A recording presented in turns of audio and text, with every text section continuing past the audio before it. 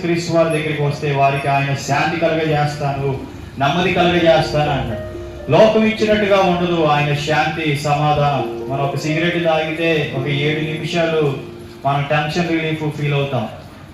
మా మందు తాగితే ఒక పూట టెన్షన్ రిలీఫ్ ఫీల్ అవుతాం. ఏదన్నా మనం ఇలాంటి తాత్కాలికమైన టెన్షన్స్ రిలీఫ్గా మనం చూసుకోవాల్సిన పని లేదు. కానీ యేసుక్రీస్తు వారి దగ్గరికి అయితే ఎవరైతే వస్తారో వారికి నిత్య శాంతిని ఆయన కలగజేసే దేవుడై ఉన్నాడు.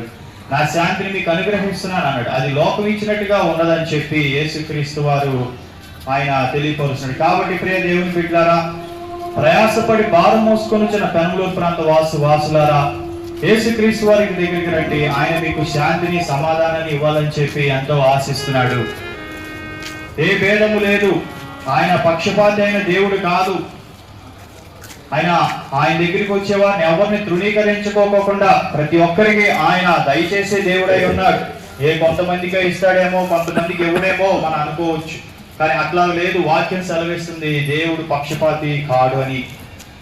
అందరినీ ఆయన ప్రేమిస్తున్నాడని చెప్పి లోకం సెలవిస్తుంది. అందుకనే పరిశుద్ధ గ్రంథం తెలియపరుస్తుంది యేసుక్రీస్తు అందరికీ ప్రభు అయి ఉన్నాడు అని. కాబట్టి అందరికి ప్రభు అయి ఉన్న ఆ దేవుడి మీద మన విశ్వాసం ఉంచితే మనం రక్షించబడతాం.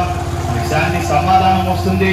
పాపం నుండి మనకి ప్రాయశ్చితం ఆయన అమూల్యమైన రక్తంలో మనకి జరిగింది.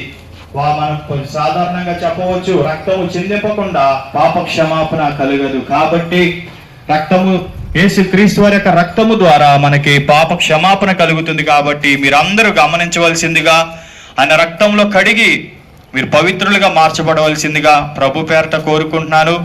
కాబట్టి మీరు ఈ యొక్క వాక్యాన్ని విన్న మీరు ఈ విషయాలు గమనించవలసిందిగా, ఈ వాక్ విన్న మీరు ఈ విషయాలు గమనించవలసిందిగా ప్రభు పేరట మిమ్మల్ని కోరుకుంటున్నాను. ప్రార్థన చేసుకుందాం.